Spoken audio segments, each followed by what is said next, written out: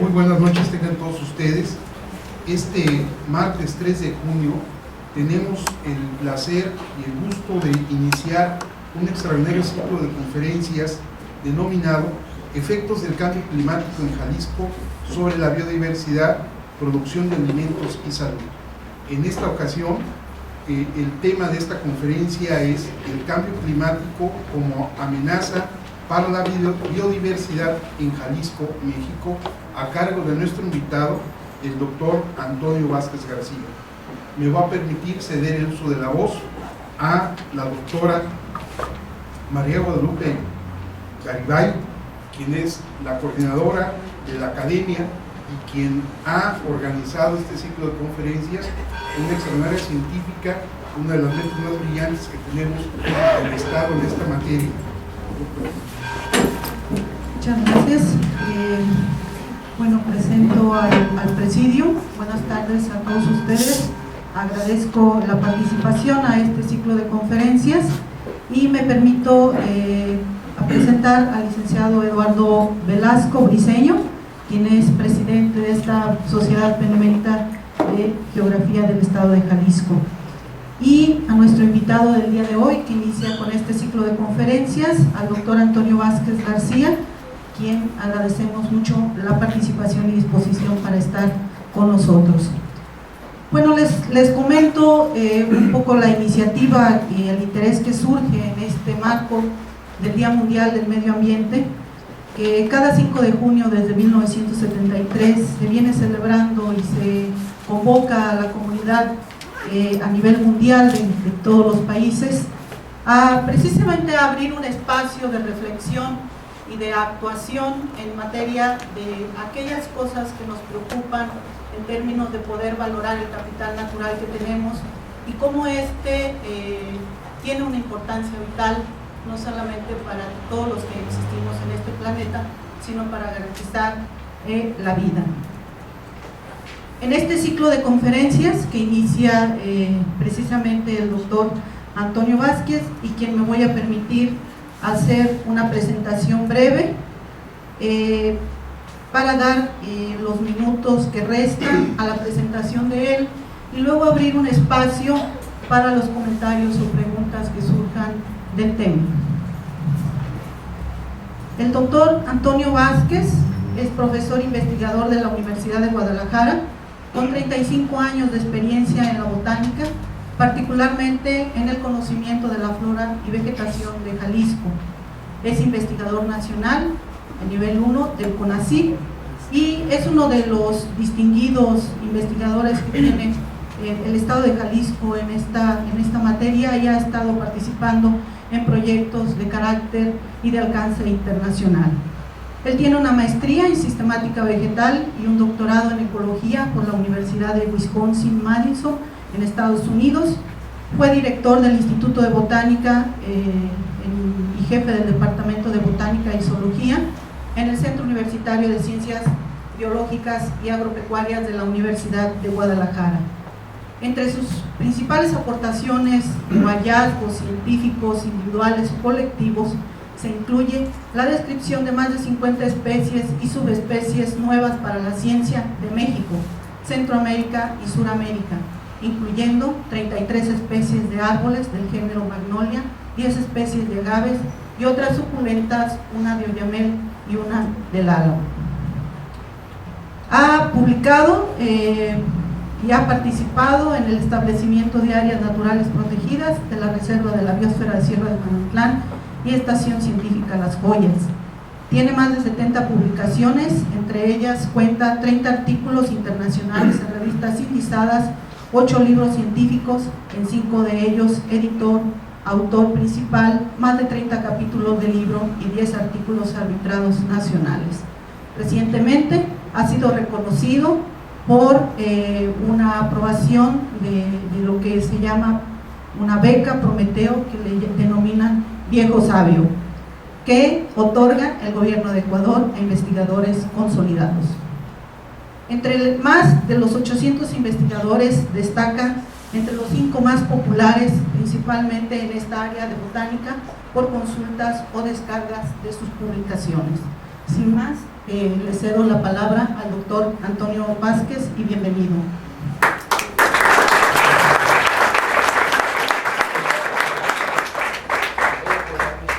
Sí, nos pasamos.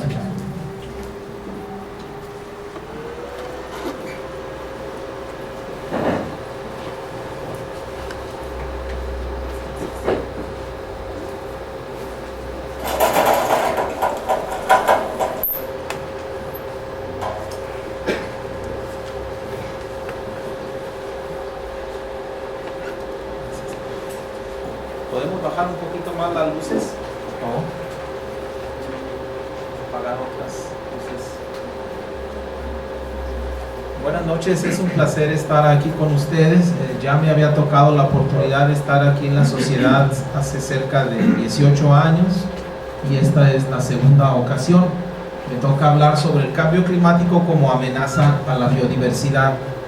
Vamos a empezar definiendo algunos conceptos, posteriormente hablar sobre la diversidad biológica y luego sobre eventos de extinción masiva para continuar cómo se relacionan los gradientes climáticos en altitud, en latitud, en precipitación con la vegetación o con las especies, y lo voy a relacionar con los temas que más he investigado a lo largo de mi carrera, que son los agaves, las magnolias, los oyameles y el bosque de arce.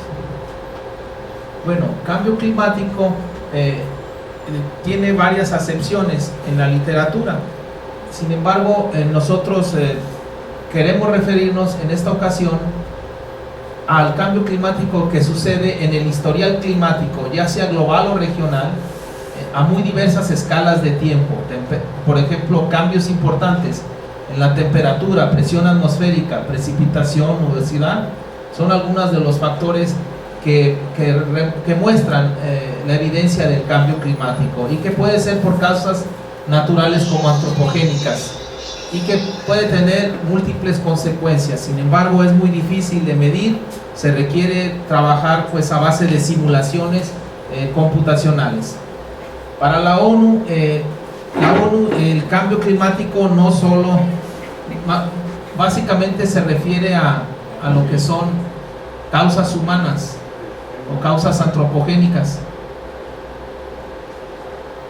Entonces, básicamente se equipara lo que es el calentamiento global con lo que es cambio climático, y eso es una acepción que no es correcta, pero hay que diferenciar que a nivel internacional, como el calentamiento global está ocasionando muchos cambios de tipo climático, al final de cuentas es un cambio climático que se está ocasionando.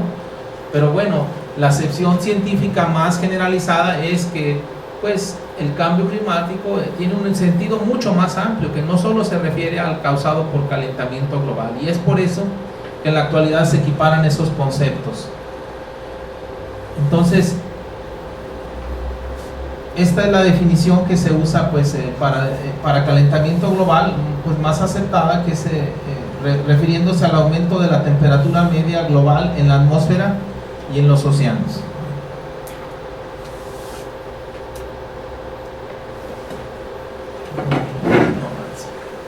¿Quiere que le vea ese vaso? Sí, por favor.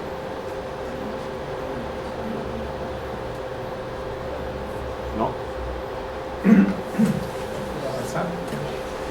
No, incluso se salió aquí y ahí sigue estando, como que fijaron la...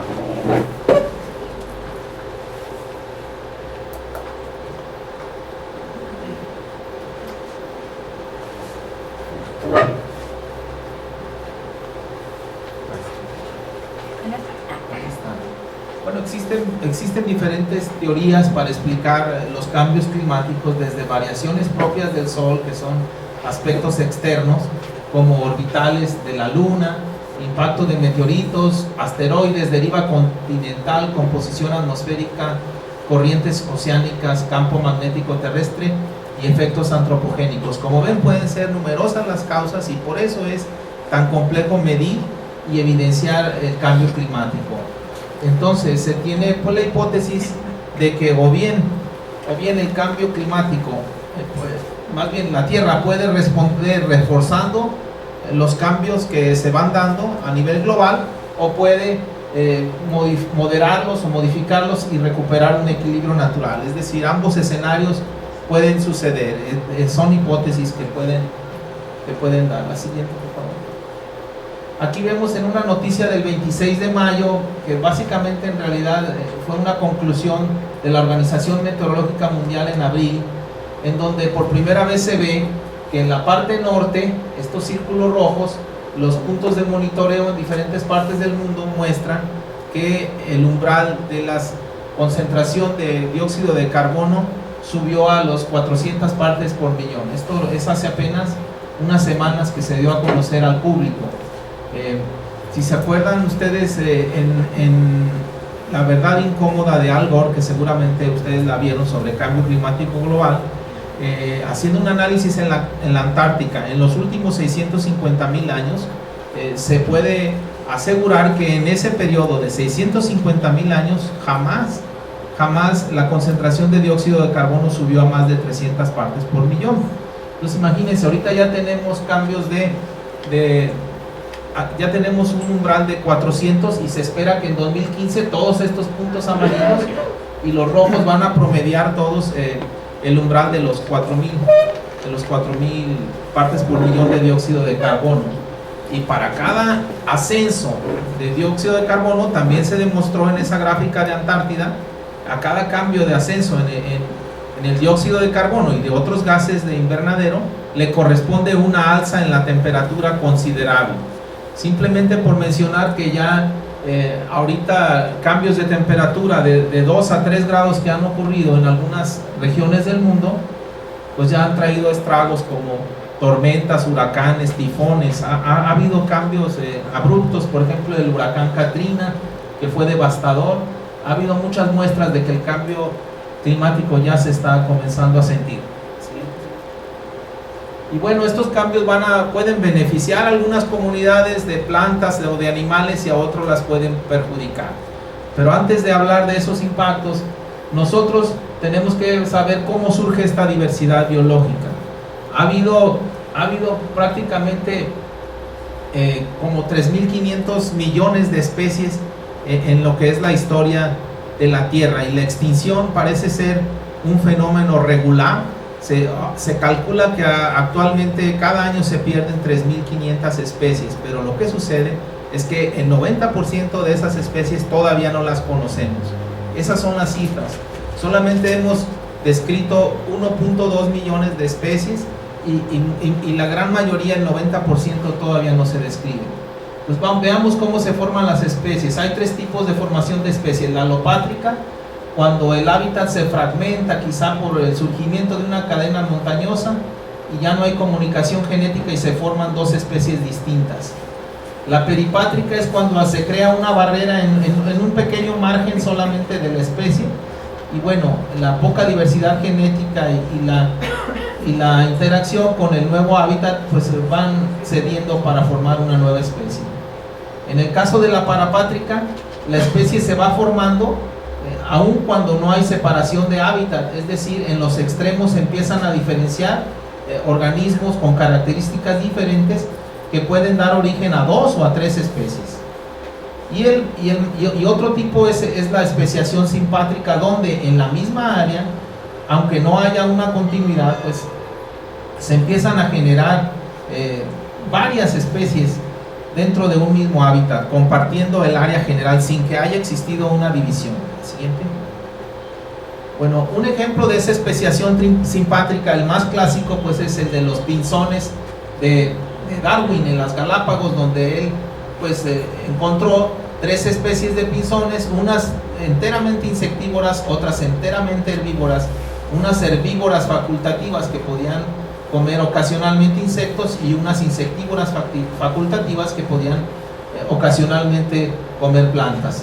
Y bueno, aquí está ya genéticamente, se han hecho filogenias para ver que efectivamente este es un grupo monofilético tal como lo supuso Darwin. Él no tenía acceso a los datos moleculares, pero ya con datos moleculares se puede demostrar que es un grupo monofilético. ¿Qué quiere decir esto? Que se derivan de un solo ancestro, y es una especiación simpátrica que, bueno, en ese aislamiento, al no existir otras especies de aves fueron ocupando diferentes nichos para adaptarse de esta manera en lo que es una radiación adaptativa. El siguiente.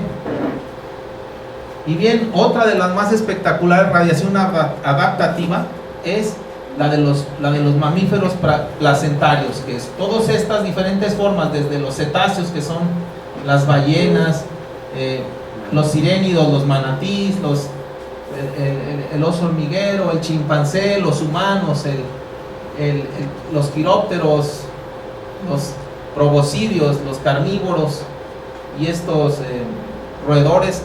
Todos ellos derivan de un ancestro común, que las hipótesis apuntan a que es un tipo de insectívoro parecido a una musaraña.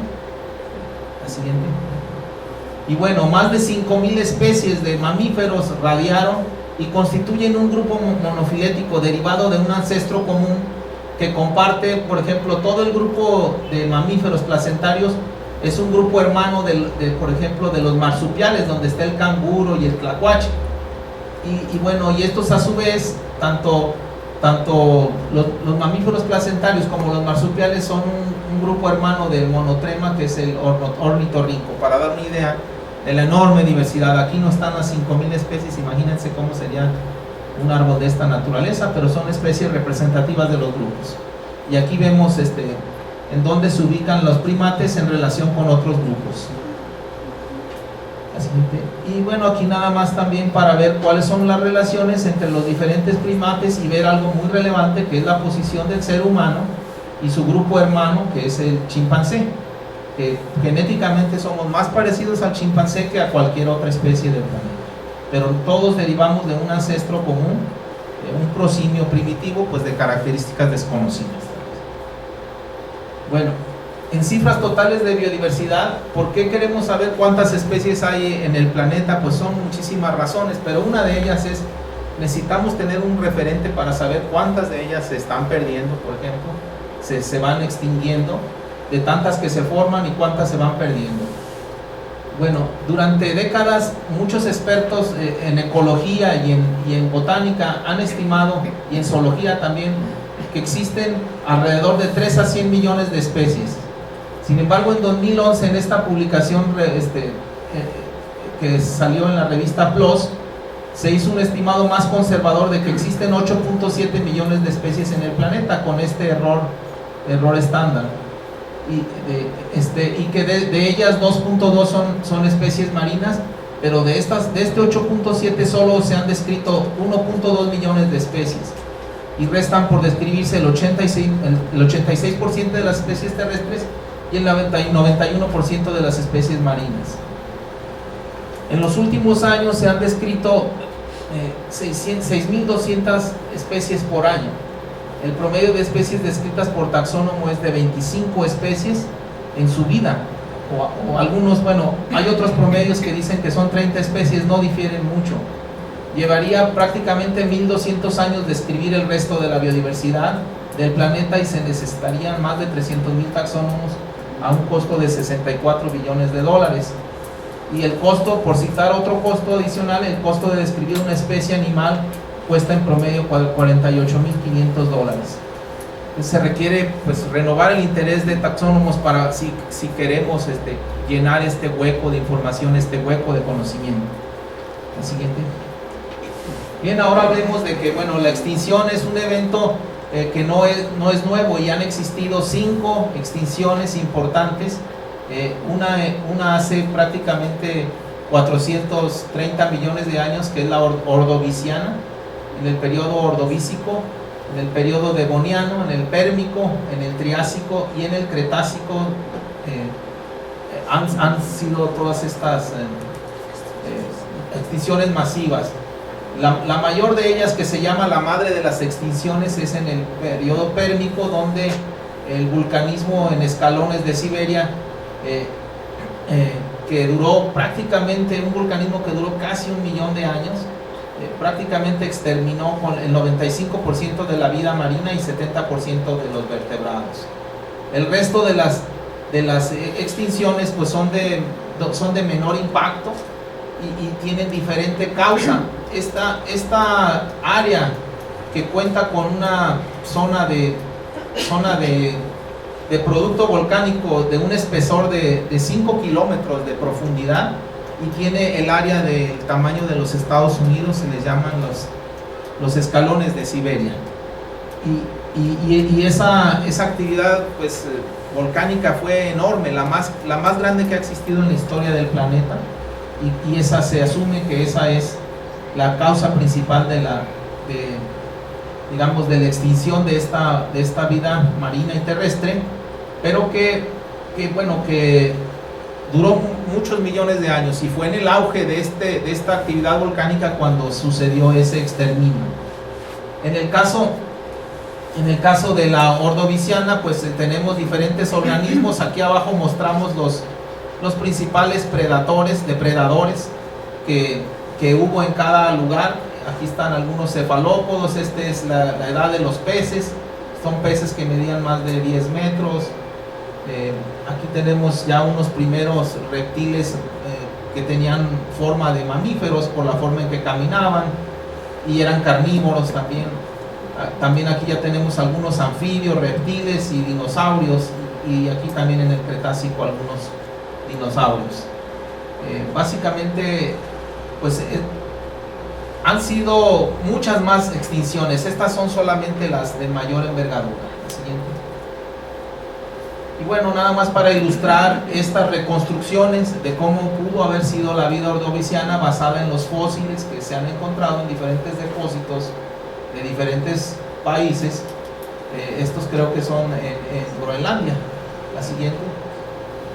Y más o menos esta es la edad de los peces, que le llaman al periodo devoniano. La siguiente.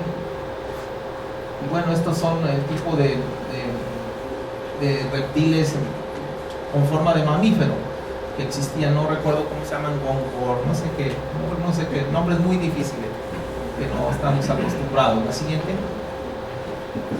Y bueno, este es el periodo Triásico-Jurásico, y la última, que sería la más conocida de todos, del Cretácico, donde desaparecieron muchos dinosaurios. La siguiente. Bien, entonces, ¿qué nos resta después de todas estas extinciones? Ahorita, al parecer, el cambio climático o el calentamiento global concretamente está ocasionando cambios profundos, pues por el uso excesivo de combustibles fósiles, ¿verdad? Y Estados Unidos es uno de los países que más consume estos combustibles, pero no le podemos echar la culpa nada más a ellos. Todos los países ponemos nuestro granito al problema, y desconocemos pues la magnitud de los impactos que todo esto puede tener. ¿Podremos detener la siguiente extinción masiva? Sucede que, por ejemplo, la tasa de aumento de la temperatura, por ejemplo, pues está sucediendo ahora en décadas o en cientos de años, mientras que pues en su ritmo actual, pues esos cambios de temperatura ocurrían en cientos de miles de años o en millones de años. Entonces lo importante es la tasa de incremento de la temperatura que está ocurriendo en la actualidad, porque los cambios de temperatura graduales, como han ocurrido pues en los periodos de la historia, han sido por lo general benéficos y redundan en una gran explosión de especies, o sea, incrementan la diversidad. Pero cambios de décadas o de cientos de años son los que va a ser imposible que las especies se adapten o se acomoden a diferentes ambientes, como ya vimos. No va a ser posible. Entonces muchas de las especies estarán en peligro de extinción. Estas son especies que están en riesgo de extinción, pero no son especies que tengan que ver con el cambio climático. La siguiente. Esta sí, por ejemplo, esta es la ballena beluga, que más bien parece un delfín que se encuentra en el Ártico, o este pingüino emperador de la Antártida, esta que le llaman tortuga espalda de cuero, que es del norte de Carolina, de los mares de esa región, que es el pescado payaso, el salmón y la foca anillada. Son algunos de los ejemplos de especies de zonas del Ártico o de la Antártida que se verán amenazadas por el cambio climático global. igual el koala, pues que se alimenta de eucaliptos, y que estos eucaliptos van a ser, se encuentran cada vez más fragmentados, y pues estos fragmentos no van a resistir el cambio climático y se van a convertir en sabanas, y el koala va a carecer de los alimentos básicos para su sustento. Bueno, otro ejemplo de animal ártico, la zorra del Ártico, son ejemplos que las instituciones internacionales han señalado como las más amenazadas, en peligro de extinción. Pero bueno, cada institución tiene sus políticas y escoge diferentes organismos, es decir, pues cada quien trata de dar un mensaje, ¿no? O dar una prioridad, pero pues sabemos que el cambio climático va a beneficiar a algunas comunidades, va a beneficiar a otras en el corto plazo, pero a la larga va a perjudicar a la gran mayoría de las especies. Bueno, ¿qué podemos aprender del análisis directo de la riqueza de especies en distintas comunidades vegetales en relación al cambio climático? Y bueno, muchos podemos pensar, ¿podemos nosotros tomar lecciones del gradiente altitudinal o del gradiente latitudinal para saber lo que sucederá en un escenario de cambio climático? Pues puede ser que sí, puede ser que no, porque si nosotros, o sea, una montaña o el gradiente altitudinal no son gradientes homogéneos, interfieren otras variables. En el gradiente latitudinal hay mucha variación de la precipitación pluvial, y por ejemplo también a veces en una montaña puede haber depósitos de nieve o de nubes en diferentes partes de la montaña, y todo eso va a impedir que estos gradientes sean sustitutos sobre los posibles escenarios que puede tener la vegetación con el cambio climático. Sin embargo, si somos capaces de controlar y seleccionar, por ejemplo, un gradiente de una montaña húmeda en el Amazonas, donde es húmeda desde arriba hasta abajo, ahí sí podemos hacer inferencias, y eso sí puede ser sustituto de los cambios que pueden ocurrir a lo largo de una montaña como a lo largo de pequeños gradientes latitudinales.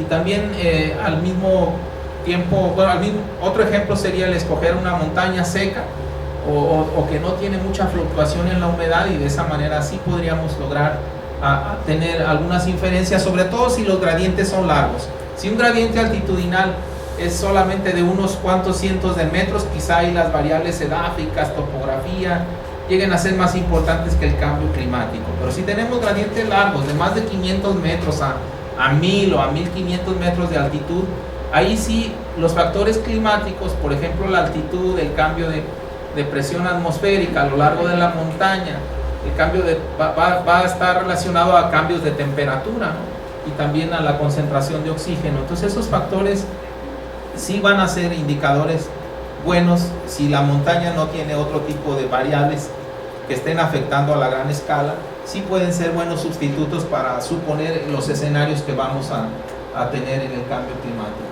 Siguiente. Alexander von Humboldt visitó, por ejemplo, el Chimborazo en Ecuador, y aunque bueno, no hizo él muestreos, él conceptualizó una zonificación de vegetación, y cada una de estas pequeñas letras que se ven, yo no tengo acceso al mapa original, son comunidades vegetales que él definió, y él identificó pisos altitudinales de vegetación en Ecuador, que es uno de los países con mayor biodiversidad en el mundo por kilómetro cuadrado. Siguiente. Y bueno, nosotros podemos asegurar que los gradientes altitudinales son entre los más poderosos experimentos naturales para probar respuestas ecológicas y evolutivas de la biota a influencias geofísicas como la baja temperatura. Como les digo, si controlamos algunos aspectos, nosotros podríamos trasplantar especies de un clima húmedo o de un clima, digamos, de una elevación a otra más cálida, para ver el efecto y la respuesta de las especies, y si germinan, si se establecen, si son exitosas. Entonces nosotros no estamos aprovechando todo eso. No conozco que haya experimentos en las montañas en estos gradientes de los cuales nosotros podríamos aprovechar. Tenemos que invertir en la investigación científica para poder encontrar qué nos están diciendo estas montañas. Como no existen montañas estándares, cualquier otro dato obtenido en gradientes de altitud reflejará el efecto combinado de particulares regionales regionales del fenómeno general de altitud. Es decir, como les decía, si hay mucha variación, no va a servir de mucho, y lo que nosotros encontremos en esa montaña solo va a ser un reflejo para esa región, no para otras. La siguiente. Bueno, aquí tenemos un ejemplo de cómo cambia la diversidad, la riqueza de especies con la altitud, que obviamente pues también es con el clima. Veamos que hacia las partes calientes hay mucha mayor diversidad. De los lugares que nosotros conocemos está el promedio de Chamela, que tiene cerca de 100 especies de árboles, 100 especies de leñosas. Y aquí está la Sierra de Manantlán, que van sitios desde 10 especies en los bosques de Oyamel en las partes más frías, hasta 40 especies en las partes tropicales de la Sierra de Manantlán. Como ven, esta diversidad es relativamente poca, y para dimensionar veamos la diversidad de los sitios de los Andes, que bueno, que se conocen sitios en los Andes, en la base de los Andes o en el Amazonas, que van pues hasta de cerca de las 200 especies, en Iquitos, Perú, y en Yasuni, en Ecuador. Siguiente.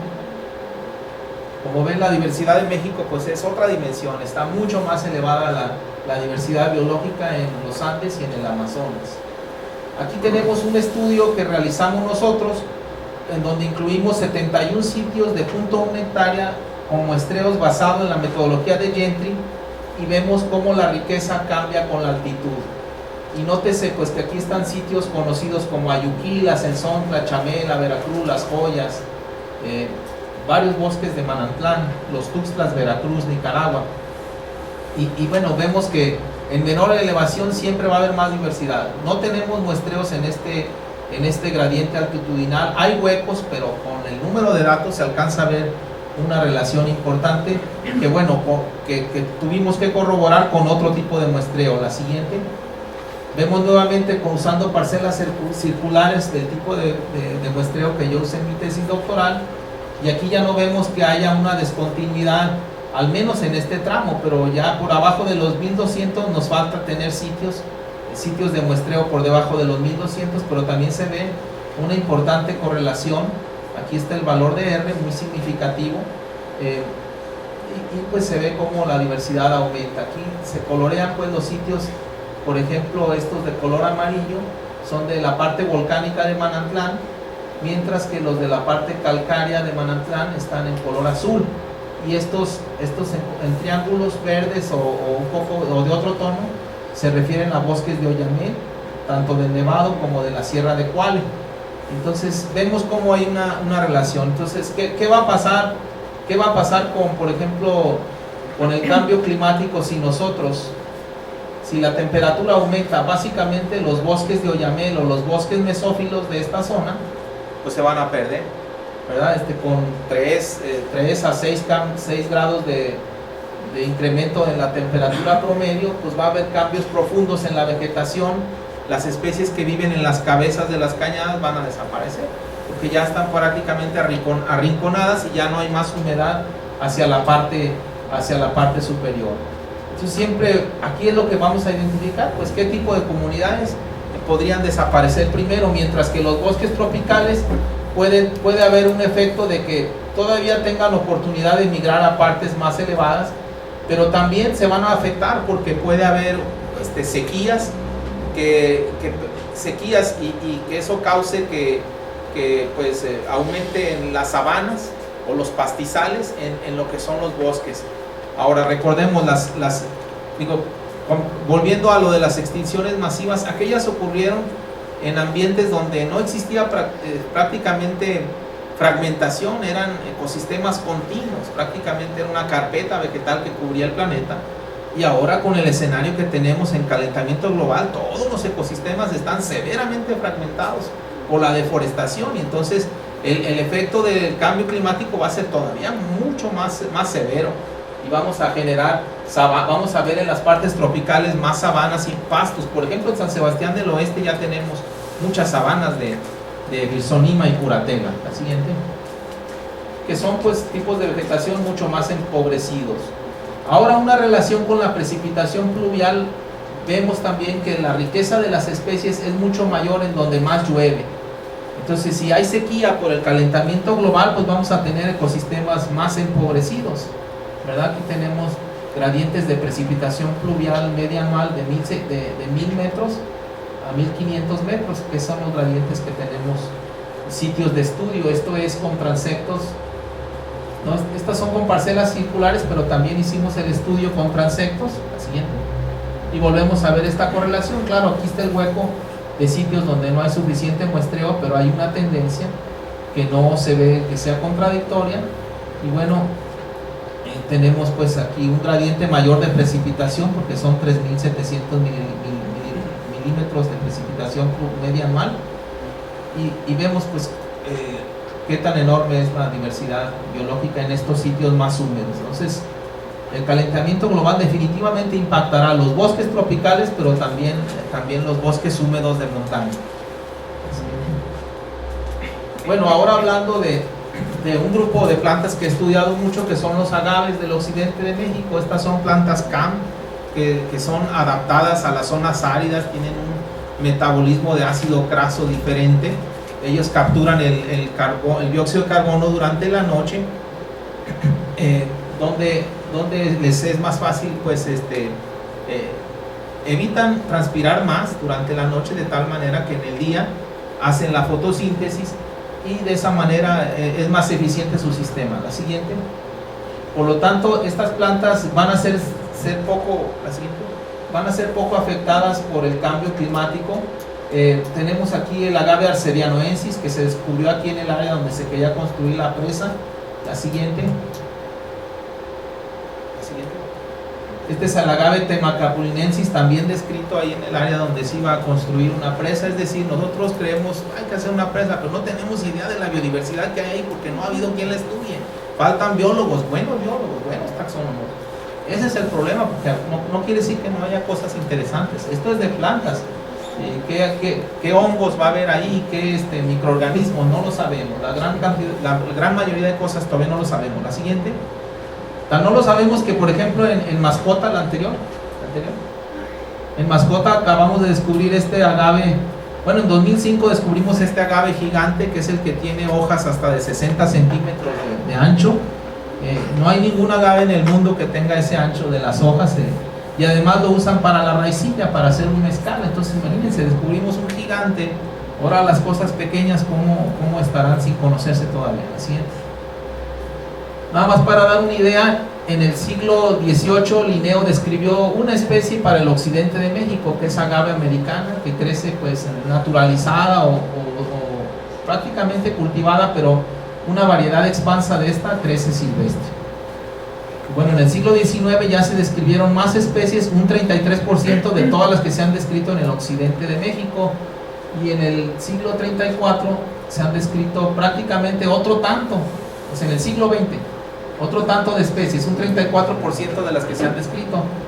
Y en lo que va de este siglo XXI, pues nosotros ya llevamos un 30% de las especies que hay para el occidente de México. O sea, es considerable. Todavía no vamos ni a mitad del siglo y ya tenemos casi un tercio de las especies que hay en el occidente de México, y la mayoría descritos por investigadores de la Universidad de Guadalajara. Entonces, los agaves se les conocía pues por los españoles cuando vinieron en tiempos de la conquista como el árbol de las maravillas, y los aztecas tenían un nombre náhuatl para cada una de las partes del agave. Ellos sabían de todo el uso y el potencial que podían tener, y el pulque era un excelente alimento para las madres, ya para que pudieran dar más leche a sus bebés. Y bueno, se estima que los agaves serán más productivos en la medida de que el cambio climático aumente los niveles de dióxido de carbono, y entonces en la medida que aumente el dióxido de carbono van a ser plantas más eficientes. Esto se ha demostrado para muchas especies de zonas áridas. Entonces, con un bajo costo de producción y con un manejo sustentable serán capaces de estimular economías de lugares como Australia, África y México. Entonces, no todas las especies van a ser perjudicadas por el cambio climático. No conozco una especie de agave que esté amenazada de extinción en México.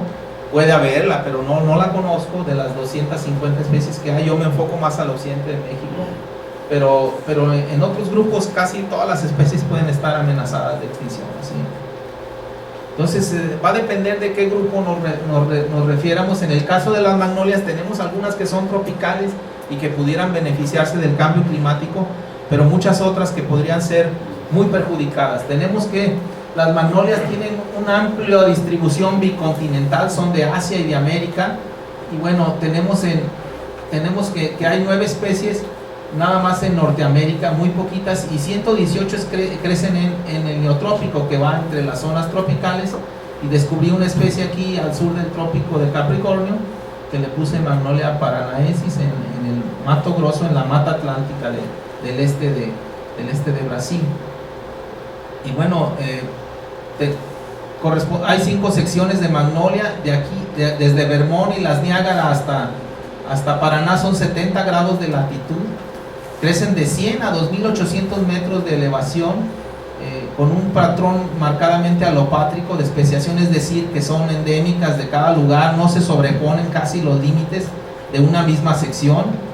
Y bueno, la dispersión barócora quiere decir que sus semillas son pesadas y básicamente caen por gravedad y no se desplazan a grandes distancias. No conocemos una magnolia que tenga una mayor extensión que Magnolia grandiflora en el norte de Estados Unidos. La gran mayoría crecen en pocos kilómetros cuadrados de territorio. Y bueno, la edad de estas magnolias pues es bastante antigua, prácticamente del Cretácico, de más de 100 millones de años, y ellas presentan una clara estructura biogeográfica. Hay unas que son restringidas al Caribe, hay otras que son a los Andes y el escudo guyanés, y otras son del Amazonas. Y en México pues tenemos básicamente la sección Magnolia, que tiene unas cuantas especies en Estados Unidos y otras en Centroamérica, que es la sección Magnolia. La siguiente. Y bien, hay dos tipos de magnolia, las tropicales como estas, que son de la sección Talauma, y esta que crece en la Sierra de Manantlán, que es Magnolia jaliscana, y esta otra Magnolia Opheliae de Talpa de Allende. Fíjense cómo estos frutos se despedazan, estas maderas que protegen la semilla, y dejan las semillas en el eje central, suspendidas de una especie de hilo o de funículo. La siguiente. Y bien, aquí nada más se conocía, antes de los años 80, nada más se conocía la especie Magnolia mexicana, y se creía que todas estas eran Magnolia mexicana. En los últimos años hemos descubierto que esto incluye en realidad 12 especies nuevas de Magnolia, y cada una en sus hábitats muy particulares. La siguiente. Otro tipo de la sección Magnolia es la sección macrófila, que también se debería llamar macroflora, porque ningún árbol de México tiene la flor tan grande como este árbol.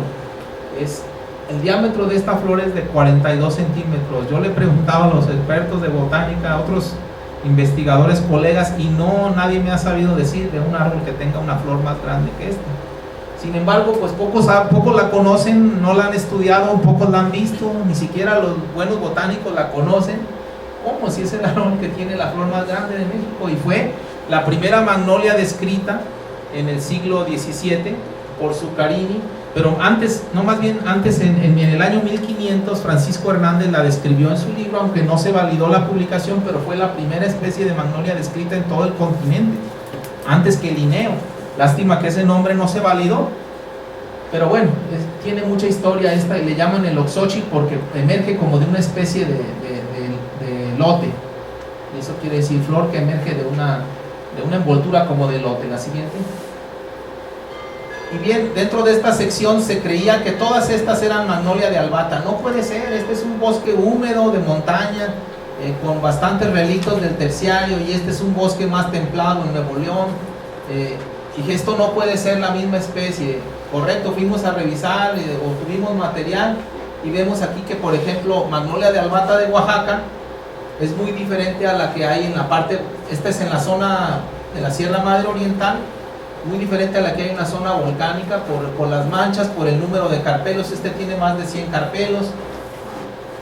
Y luego Magnolia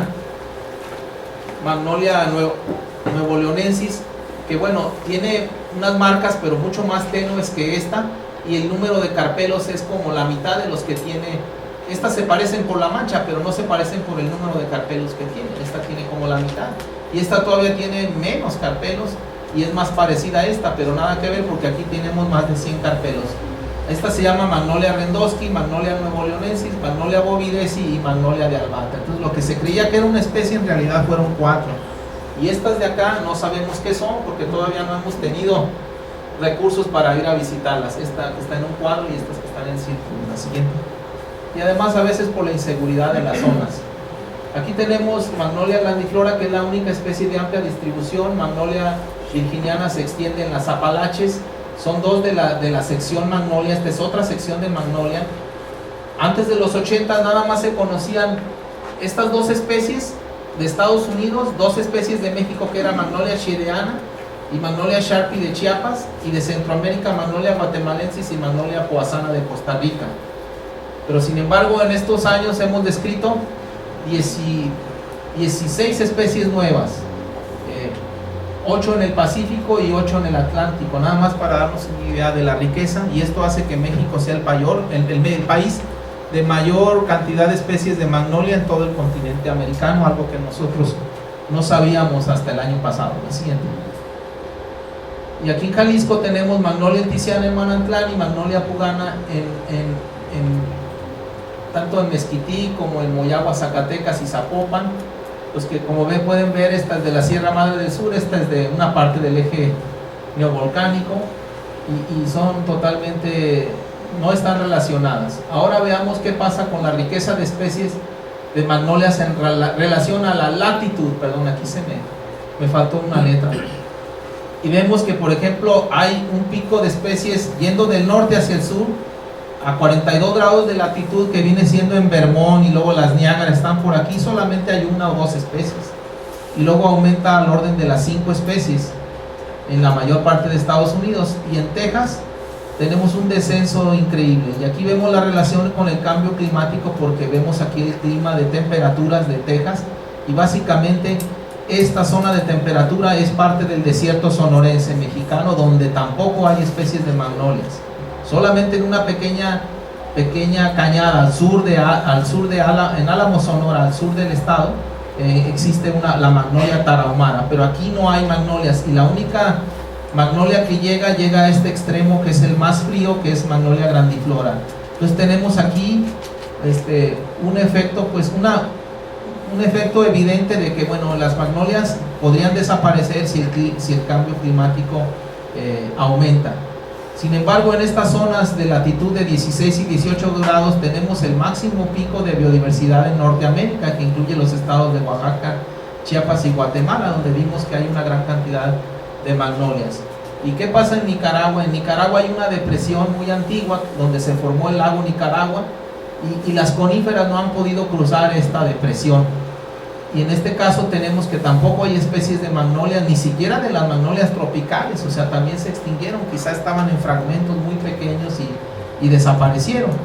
Y nuevamente en la cordillera Talamanca, entre Costa Rica y Panamá, vuelve a surgir un nuevo pico de diversidad de magnolias. No le he continuado el análisis hasta Sudamérica, estamos en proceso de avanzar este conocimiento, pero aquí vemos la clara estructura geográfica que hay. Es una tendencia hacia el incremento hacia los trópicos, pero estas bajos en el gradiente latitudinal son más bien, no tienen nada que ver con la latitud, son más bien una cuestión biogeográfica, que podría ser en este caso pues las condiciones, el cambio de las condiciones climáticas que impiden el desarrollo de estas especies. La siguiente. Bueno, y ya a un nivel local veamos la relación de las magnolias con la altitud. En la Sierra Madre del Sur, que termina aquí en la Sierra de Vallejo, y en la parte sur de la Sierra Madre Oriental habita Magnolia pacífica. Sin embargo, en las partes más bajas, cerca de Acaponeta, cerca de Tepic, en La Libertad y en Puerto Vallarta, tenemos Magnolia vallartensis. Aquí están las 2 especies, muy similares, pero tiene hojas muy anchas como las de una talauma, y siempre dudamos en si la describíamos o no, pero entre más datos encontramos, quedamos convencidos de que se trataba de una especie nueva. Siguiente. Bien, con estos hallazgos encontramos que México es el país con mayor riqueza de magnolias en América, y que también México es el que tiene mayor cantidad de especies endémicas. y pocas familias tienen una lista roja de datos que le elabora pues, un consorcio de jardines botánicos internacional, la IUCN, la campaña de la iniciativa de árboles. Son varias sociedades internacionales que contribuyeron a hacer esta lista, pero para ese tiempo todavía no existían todos los descubrimientos que hicimos de las magnolias. Esta se terminó en 2007, pero refleja datos del 2004, la siguiente. Entonces, con los datos de la IUCN, nosotros vemos que por ejemplo, las especies en peligro crítico, que son estas, aumentaron ya con nuestros descubrimientos ya en 2013. Y en total se incrementó un 25% de las especies que son incluidas a la norma del total de las especies que hay en el mundo. O sea, es significativo que nada más por falta de conocimiento se estaban dejando atrás 25% de las especies, y el hecho de que estén dentro de esta lista implica pues que ya se hizo una evaluación del hábitat, cuál es su extensión geográfica, si hay regeneración, si hay amenazas locales a las especies, y también algunas son por cambio climático a escala local, pues por la propia deforestación que crea un cambio del microclima que impide la sobrevivencia de las especies. Hay que hacer notar pues que muchas de las magnolias se encuentran en la mayoría de los hábitats 2 o 3 árboles, no es que veamos un bosque como en el pino o como en el encino, son muy difíciles de encontrar. Entonces pues son todavía mucho más susceptibles y no se pueden dispersar como un pino o como un oyamel, que sus semillas las dispersa el viento. Estas son por peso y bueno, yo he observado pues que por ejemplo en el eje neovolcánico transversal no hay muchas magnolias más que en las orillas, en donde hay contactos con sierras más antiguas. Pues como el eje neovolcánico transversal no tiene muchos años, quizá 2 millones de años a lo mucho, podemos observar que a lo más que se han acercado en el eje neovolcánico es cerca de 150 kilómetros. Entonces, si nosotros estimamos que cada 2 millones de años pueden recorrer con este tipo de dispersión tan débil, cerca de 50 kilómetros en 2 millones de años, ¿cuánto se ocupa para poder recorrer toda la Tierra? Porque se encuentran en toda la Tierra. Entonces sí andamos alcanzando pues con los 100 millones de años la posibilidad de que hayan podido tanto llegar por el sur como en el norte, y es algo que vamos a ver en el bosque de Mapfre también, es algo que tiene implicaciones. La siguiente. Bueno, ahora veamos los bosques de oyamel. Habíamos dicho que los oyameles, al igual que otros elementos de bosque mesófilo, van a ser muy importantes conservarlos y protegerlos, porque están en las puntas de las montañas o en lugares húmedos que con el calentamiento global se van a ver amenazados. Y aquí también tenemos novedades. Por ejemplo, esta especie que Maximino Martínez la llamó Abies guatemalensis variedad jaliscana, nosotros encontramos que en realidad es una especie nueva, porque es el único oyamel que se encuentra en floración, en antesis, se encuentra en el invierno. Es decir, a diferencia de todos los oyameles del mundo, tiene invertida su fenología y está aislado reproductiva y biológicamente de cualquier otra especie de oyamel. Es inconfundible. Entonces sus datos morfológicos y fenológicos apuntan a que es una especie válida y nueva, que no tiene nada que ver con Abies guatemalensis. Y bueno, aquí tenemos en Manantlán y en el Nevado Abies flinki, Abies colimensis, es Abies religiosa y Abies durangensis en Mezquitic. Y bueno, la siguiente. Hay una importante biodiversidad. Aquí está el Abies durangensis en Mezquitic, aquí está el Abies colimensis, el Abies flinki y el Abies jaliscana en el occidente de Jalisco. Y este es un oyamel de tronco múltiple que se encuentra ahí cerca del campamento. Y esta es la especie nueva que nosotros le llamamos Abies jaliscana. Fue un estudiante de biología, Mauricio Mantilla, quien trepó a los árboles en invierno y se dio cuenta que en el momento de la tesis tienen este tamaño, lo cual lo diferencia ampliamente de cualquier otra especie de oyamel en el mundo. Así es. Y bueno, como vemos aquí, algunos pinos Hardberry que también van a verse amenazados en cuanto cambie la temperatura, pues esto no va a ser hábitat más que para zacatonales quizá, y no van a poderse sostener porque esta agua es vital para las comunidades que viven ahí. Al terminarse la fuente de humedad, no hay arroyos permanentes en el Nevado y tampoco en el Cerro Grande, entonces todas esas montañas, sus bosques húmedos van a desaparecer prácticamente. Siguiente. Finalmente quiero hablar sobre el bosque de Arce, un descubrimiento que hicimos en el año 2000 y que es un bosque muy paradójico porque tiene elementos australes, boreales, asiático-americanos, andinos, australes, tropicales. La riqueza de especies entre los bosques de maple es de los de mayor riqueza. Solo en China puede haber bosques de arce tan ricos. Y la composición genérica se asemeja a unos en México que tienen relictos del terciario en Oaxaca, en Tamaulipas, en Veracruz. Y la estructura de edades es el bosque de arce en su borde sur, que tiene más posibilidades de sobrevivencia. Como habíamos mencionado, también va a estar amenazado por el cambio climático. Estamos proponiendo 56,000 hectáreas para que se proteja en categoría de reserva de biosfera desde el año 2000, desde que lo descubrimos. Hasta ahorita hemos logrado solamente que se protejan 150 hectáreas. Más de 300 notas periodísticas hemos sacado en diversos diarios para proteger este maravilloso bosque. Sin embargo, hemos tenido 12 años de ser ignorados por las autoridades estatales y universitarias que no dan el paso pues para comprometerse o involucrarse en la conservación de lo que es el bosque mesófilo más espectacular de todo el occidente y norte de México. Y bueno, pues finalizo la charla con esta imagen. La siguiente. No vamos a dar recomendaciones generales sobre qué debemos hacer del cambio climático. Nosotros ocupamos cambios de fondo mucho más elementales. En México, como en muchos otros países, ocupamos menos abogados, menos políticos, menos contadores. Necesitamos urgentemente buenos biólogos que avancen la ciencia de la vida. La vida es importante pues para nuestros hijos, para nuestras familias, que estudien fenómenos de especiación y de extinción de biodiversidad, de genes, de ecosistemas. No bastan tampoco de ser docentes de biología ni egresados de dicha carrera. Se ocupan del tipo científico, de los que avanzan el conocimiento con su trabajo. Los niños nacen científicos, pero la educación se ensaña en exterminar su sentido de curiosidad, como lo decía Raquel Carson. Y es por lo tanto tarea de los padres redescubrir con los hijos el gozo, el sentido de asombro y los misterios del mundo en que vivimos. E.O. Wilson, en su libro de biodiversidad de 1980, anticipó todo lo que estamos ahora diciendo.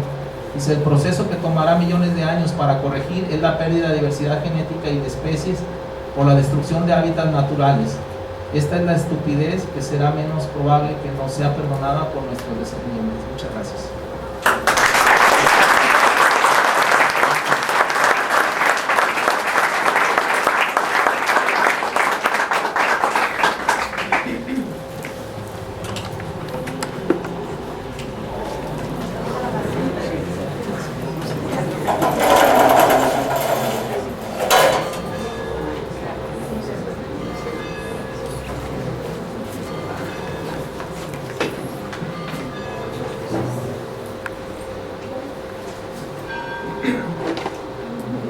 Muchas gracias, doctor, por su exposición. Ha sido muy interesante. Vamos a abrir un par de preguntas, comentarios que ustedes quieran hacer. Realmente la idea de estos espacios, de abrir estos espacios, es generar esta posibilidad de diálogo con los expositores. Y bueno, ahora el tema es cambio climático y los efectos para Jalisco, y bueno, tuvimos algunas cosas que están muy concretas de lo que se vislumbra y de que está sucediendo para la parte de la biodiversidad, específicamente para bosques, especies de flora, fauna, que de alguna manera están siendo amenazadas en términos de estos incrementos de temperatura y lo que este incremento de temperatura representa para algunas especies. Adelante, si alguien gusta tomar la palabra. Sí, maestro. Bueno, en primer lugar, darte las gracias, doctor Antonio, por esta brillantísima exposición y sobre todo que refleja mucho tus 35 años de insistencia y de sufrimiento y de logros, porque conozco tu trayectoria y sé que has arado este conocimiento científico con las uñas prácticamente. Muchas gracias por venir a tu casa. Gracias. ¿Alguien más que quisiera hacer alguna pregunta o comentario? Sí, doctor Uriel. Sí, igual felicito al doctor por esta charla. Hace 14 años se publicó un artículo de su autoría, de tu autoría, donde se podía identificar que un indicador de vulnerabilidad ante el cambio climático era lo que se llamaba biodiversidad beta. ¿Eso sigue siendo un indicador válido? Bueno, digamos que la diversidad beta, yo creo que es el recambio que puede haber de vegetación de un lugar a otro. Por ejemplo, entre más grande es una montaña, más cambios de vegetación va a haber en la composición de especies. Entre más corta, más pequeña es la diversidad beta. Aquí lo que habría que tener en cuenta y que habría que ser cautelosos es que los procesos que ocurren a nivel de especies particulares no siempre van a ocurrir a nivel de comunidades. ¿Y por qué? Porque habrá especies cuyas amplitudes de distribución o amplitud de nicho, como le llaman, abarquen varias comunidades. Como tal es el caso de Quercus obtusata, que empieza en el bosque tropical caducifolio, pasa por el mesófilo y sigue hasta la parte más fría. Entonces, como las especies responden a un continuum y las comunidades no son tan discretas como se puede pensar, que forman pisos altitudinales, no son así de drásticos los cambios de las comunidades. Entonces, dependiendo de la comunidad, si la comunidad está integrada por especies de amplias curvas de distribución, aunque la montaña sea amplia, su diversidad beta no va a ser tan alta. Pero entre más cortos sean las curvas de distribución de las especies, o sea, sus nichos sean más angostos, aunque la montaña sea pequeña, puede tener una diversidad beta alta y puede ser muy susceptible a los cambios de clima también. Entonces es una cosa bastante compleja. Creo que la idea de tratar de enfocarla debe de valorarse, debe de calibrarse para incluir diferentes factores que están teniendo en juego, porque no todas las especies tienen la misma curva de distribución o amplitud de nicho. Muchas gracias. ¿Alguna última intervención o comentario? ¿No? Bien. Bueno, agradecemos al doctor Antonio Vázquez por esta excelente presentación y con transmisión de conocimientos hacia el público general que nos acompaña. Y vamos a pasar a la entrega de reconocimiento por el licenciado Eduardo Velasco Briceño, quien es presidente de esta benemérita Sociedad de Geografía y Estadística del Estado de Jalisco. Muchas gracias, doctora. María Lupe Garibay Chávez. Bueno, debo confesar que soy abogado, pero lo hice antes de leer la lámina de la brillante doctor Vázquez García, pero finalmente comprometido con la biodiversidad y luchando contra esto que parece una consecuencia natural de la evolución de este planeta. Y doctor, no solamente para felicitarlo por su excelente exposición, sino para esperar en científicos como usted, la doctora Garibay, el ingeniero Raúl López, el doctor Uriel Ballesteros, podamos alcanzar algún día la conciliación entre esto que los políticos se empeñan en repetir todos los días y las recomendaciones científicas. Ojalá y un día estas sociedades de riesgo de las que hablaba el sociólogo Beck puedan conciliar con los intereses en beneficio de la humanidad.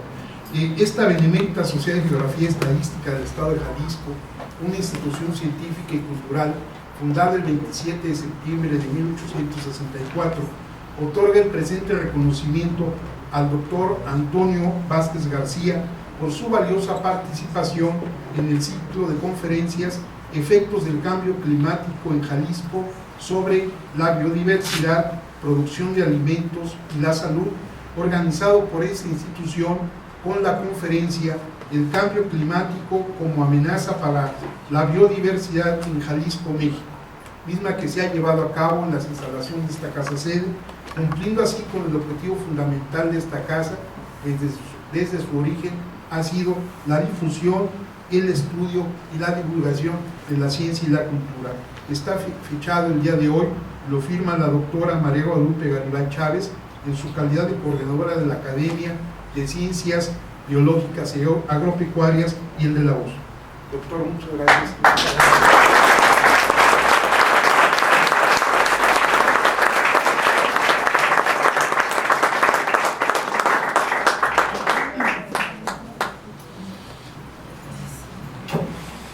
Bueno, por último, algunos avisos. Mañana miércoles estaremos continuando con este ciclo de conferencias, como estaba al inicio, son 3 conferencias y mañana estaría el tema cambio climático y amenazas a la salud, servicios de los ecosistemas como reguladores de la salud mental. Ahí se va a abordar precisamente con este mismo esquema de cuáles son aquellos elementos preocupantes de la salud mental que realmente se pueden llegar a agudizar con algunos cambios en los incrementos de temperatura y cómo los ecosistemas y sus servicios nos brindan importantes funciones y valores que pueden beneficiar o que pueden ser reguladores de estas enfermedades que Jalisco realmente en términos de salud mental no anda muy bien. Entonces ahí se van a plantear algunas cosas de interés en este marco. El jueves 5 terminamos el ciclo de conferencias y está el tema cambio climático y su impacto en la agricultura y la producción de alimentos, que estará como invitado el doctor Ariel Ruiz Corral, que es una persona que ha estado trabajando bastantes años ya con este tema y que bueno, seguramente la experiencia y los conocimientos que él nos transmita en términos de un estado que es líder en producción de alimentos, cómo estos efectos también del cambio climático no van a ser a futuro, sino ya se están viendo en algunas zonas como la región de los Altos, que es una de las regiones más importantes productoras de alimentos. Por último, vamos a hacer una invitación al convivio que todas las sesiones que se organizan en esta Benemérita Sociedad de Geografía se hace para los asistentes a estas conferencias, y también dar las gracias a los participantes del Colegio de Estudios Interdisciplinarios de la Salud Ambiental que están presentes y a las personas también, estudiantes y profesores que vienen del Centro de Ciencias Biológicas y Agropecuarias, los estudiantes que entusiastamente han estado de biología precisamente participando en la organización de este ciclo de conferencias. Entonces, gracias a los invitados que ellos también han podido convocar y este interés por estos temas, que el cambio climático no es un tema que se digiera fácilmente ni se entienda fácilmente, pero creo que a todos nos preocupa y nos atañe poder actuar para revertir sus efectos. Y por último le cedo la palabra nuevamente al licenciado Eduardo Velasco para la clausura de la sesión. Muchas gracias, doctora. Por cierto, mañana la conferencia está a cargo justamente de la doctora María Guadalupe Garibay Chávez. Por tanto, esperamos su asistencia. Siendo las 21 horas con 11 minutos, declaramos formalmente cerrada esta solemne sesión.